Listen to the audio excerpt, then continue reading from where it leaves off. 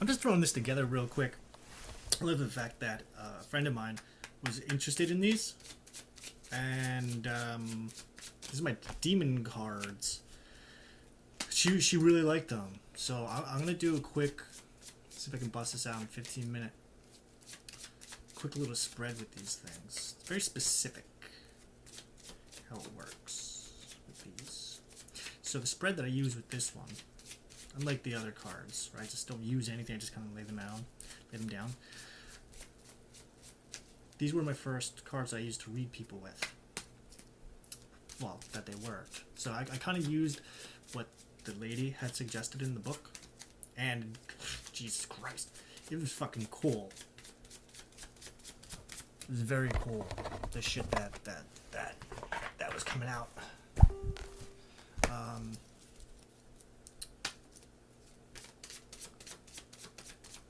These cards, if you paid attention to me previously when I talked about them, they kind of represent emotions to an extent. They represent the things that are going on inside of our heads. And I used to use these things all the time, like almost on a daily basis, because there was just so much shit going on in my life at one point that it was hard to focus. And what the cards do is they bring certain things to your attention. Things that you normally would maybe try to block out, maybe not. Maybe some things that you're just not ready to look at the time. Maybe. Things that you were trying to tell yourself were not as big a deal as you thought as they were showing themselves to be, but ultimately they are a big deal because I'm going to call it trauma. Trauma is trauma, especially emotional trauma. It's not something that you can just ignore and it goes away. It doesn't go away. Like my mother would say, you don't just brush off bad feelings. No, you have to experience them. You have to allow yourself, literally allow your physical body to experience what it is to feel that emotion, that sadness, that gladness, that madness. Anything that's in your head. The reason that we suffer from depression and anxiety, and I don't give a fuck what your school books say. I don't care. This is my experience. This is my time. Your emotions, those depressions, those feelings, anxiety, all that shit, comes from bottled up emotions that you haven't been able to face. And what does that mean, face them? There's a lot of people that talk about it, especially in the spiritual community and the awakening community, all that shit. Light workers. Jokers. Oh, they're not jokers. They good intentions, I guess, whatever. To release an emotion, to feel it, to experience it, to let it go, means to live it in your head. The reason it's getting bottled up is because you're not allowing yourself to feel it, to feel it, to let it go, to cry. Try it. When you're done with this video, maybe try it right now. Pause it, and think of something that bothers you. Think of something that's been bothering you for a little bit. Don't go too heavy. It's all about baby steps. Close your eyes and allow yourself to think of something. I'm actually going to tell you what to think about. Okay? There's a little mini shuffle on these little fuckers. Let me ask you some questions. This card's going to be relevant for somebody. Astaroth. Astaroth's... Do you like to play the pity party? Do you like to tell people how much you've been suffering, how much you've been hurting because somebody did this to you? You're the victim. Stop being the victim, okay? So, for those of you who can relate to that card, to being the victim, or perhaps there's someone in your life that is the personification of the victim. Woe is me. Oh no, poor is me. Close your eyes. What is it you want to say? What do you want to say to the person that victimized you? What do you want to say to the person that just won't shut the fuck up about being a victim? What do you want to tell them? Live that moment in your head.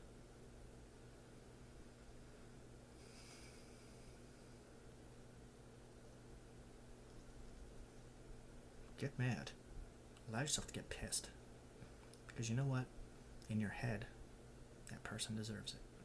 Because in your head, that person doesn't exist. Because in the real world, that person does not deserve your wrath. But you can give it to the motherfucker in here. You can do and say anything to those motherfuckers in there. Let yourself do it. Don't hide from the shit. Carl Jung, if you're not familiar with him, was a psychotherapist back in the 50s, a long time ago. He was very much into the esoteric and the occult. Loved tarot cards, astrology. He had a concept called shadow work. Shadow work involved was looking at yourself, looking at the shadow aspects of your mind, and integrating them into your personality. So basically what that meant is all those horrible, mean things that you want to do to people, that you hide and lie to yourself about, that you say that is not you, but really is you, because it's in all of us. Just hide it and suppress it. It's allowing yourself to face those demons in your head. Allow yourself to experience those thoughts, those feelings, those things that you want to do, those taboo things that you want to do. Live it all out in your head. When you live it out in your head, you don't have to live it out there. Because what will happen is, your mind, you're a lot smarter than you think you are.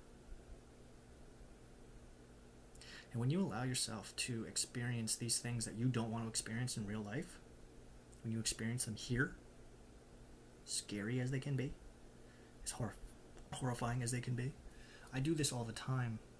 I give myself panic attacks and really bad, I convulse sometimes because my body gets so tensed up with fear that I don't know what to do because I'm just thinking about this one thing and I don't want to think about it too much. But I force myself to do it.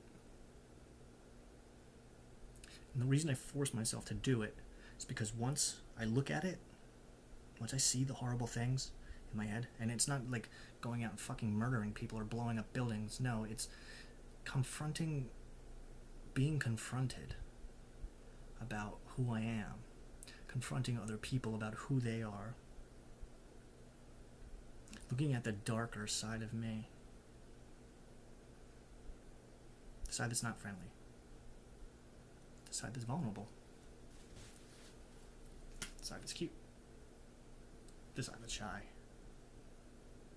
And when you allow yourself to be vulnerable to yourself in the most raw of manner, whatever the fuck it is that you're thinking of in your head, when you can do that and look at it and face it, your mind will actually show you why you don't have to do that. Because we're so caught up on the idea, and I think JD, if you're seeing this, we talked about this yesterday, we're so caught up on the idea that there's only one way to go. Only that bad thing, the one thing that we're afraid of. Do yourself a favor. If you're too scared to look at that thing that's holding you back, if you're too afraid to look at this horrible thing, look at the opposite. Think of the opposite thing. What is the best case scenario? If that's the worst case, what's the best case?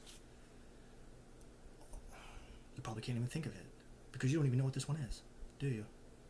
But now that you can think of it, now that there's a worst case and a best case, what if they had a baby?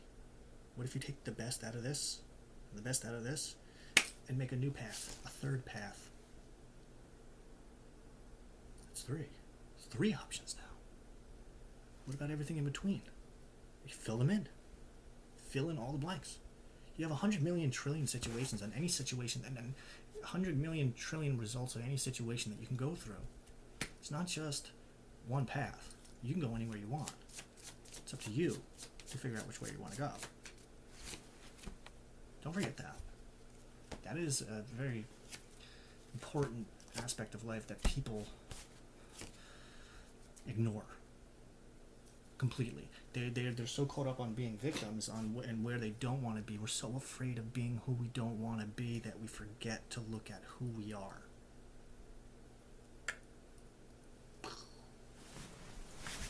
Alright, so this is a quick spread. See how they're laid out? Yeah, shit. Upside down. Yeah. Is 1, 2, 3, 4, 5. In that order. Okay? It's actually a 6-1, too. We use a hidden one. So basically this first card is about, I'm really going to do this in like 5 minutes. The first card, it represents the querent, the person who is you're reading for. Okay, so this would represent me. This is the demon Garuda. I don't know if he's a demon, but either way, he is the best friend, or the mount of the Hindu god Vishnu. Interesting story about Garuda is that he was so big when he was born that he could not fend for himself and he couldn't find food. He flew all around the world and could never find anything to eat. Eventually he bumped into the god Vishnu, and Vishnu told him, I will bring you to food, but you will be my mount for all eternity. So Garuda represents somebody to me.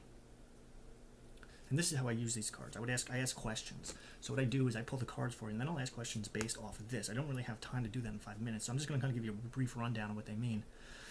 Garuda has a burden on his shoulders. Someone who has a weight. Someone with a little monkey on their back that they can't seem to get rid of. Something that's holding them down. So what you have to ask yourself is, what is it that's holding you back? What is it that's on, what's that weight that's on your shoulders? Does it need to be there? I don't think so. In my personal case, I can think of a few things. I have my past that is kind of slowly creeping up on me. Not in the physical realm, but in my mind, because I know there's some things that I need to deal with before I can cut that off. And it's a burden. It's a burden because I don't want to. I don't want to because I don't know. It's a long story. We'll get into that another day. So this represents the person themselves, what's kind of directly on their mind. Because realistically, it's more than just my past. My future is also weighing on me because there's some places I want to go and some things I want to do, but I'm also afraid because this guy, Mammon, he represents greed, avarice. It's who I don't want to be.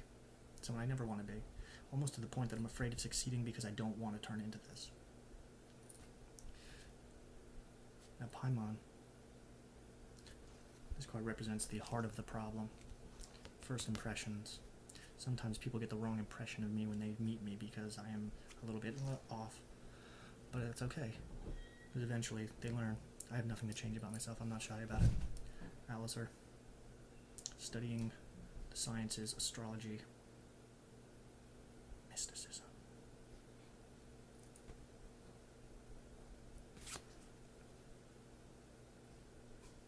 This card represents the solution. Knowing what's a dream, what's a daydream. What's real and what's not. What can happen, what cannot. I know I'm rushing through these, there's a little bit more to it. Solution for me, at least, to know what's realistic. No, I'm not going to be a millionaire tomorrow. I don't have to worry about my avarice taking the best of me. I don't have to worry about my first impressions because I don't care what people think. And that's the beautiful thing about these cards. It's just because they're demons doesn't mean they always represent a bad thing. The fact that I have a very rough exterior to some people, they don't come off the right way the first time, doesn't matter to me because I know that I'm not going to change regardless of what people think. Alistair is kind of what we do when we retreat and kind of project. This studying, reading, this is what I do. I know what I know very well. I want to know it better, but I make excuses and I make videos and I talk to people instead of really handling the shit that I should be doing, which is studying the things that I study a lot better. Nidus, like I said, is a solution. Understanding what's real and what's not, what's possible, what's impossible, what is a daydream and what is realistic.